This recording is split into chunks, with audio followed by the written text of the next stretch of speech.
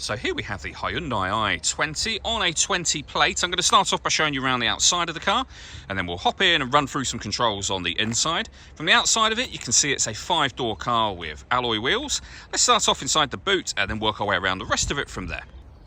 As we approach the back of the car, you can see we have reversing sensors, plenty of boot space as well, along with that 60/40 split folding rear seat should you wish to increase this space even further.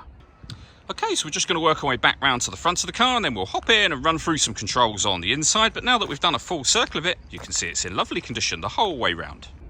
Just briefly before we climb in, I think it's well worth seeing the interior from this exterior point of view. There's plenty to run through on the dashboard, so let's hop in and we'll do that now.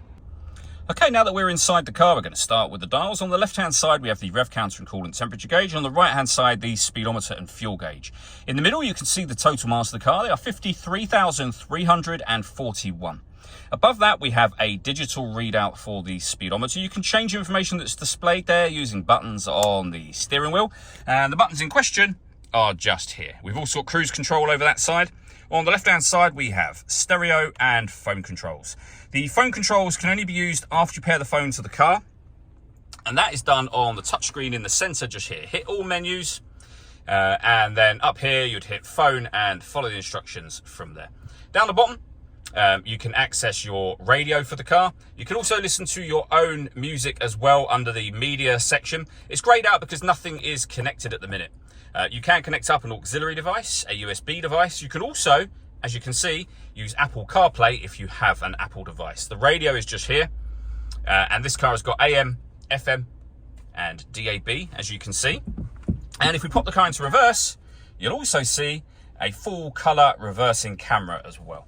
Working our way down, we have the air conditioning. So you can adjust the direction the air is being distributed in, the fan speed, and the temperature.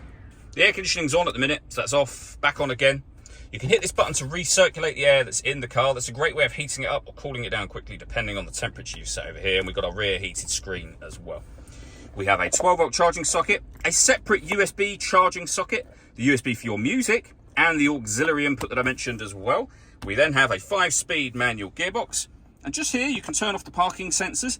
This car turns off the stop and start. This car is designed to cut out when it's stationary in traffic, which in turn will save you fuel. The system is off when that light shows. All that leaves me to say is thank you for taking the time to watch this video. If you'd like to come and see the car in person and have a test drive, please feel free to give us a call here at Mach 1 Cars. We'd love to hear from you soon.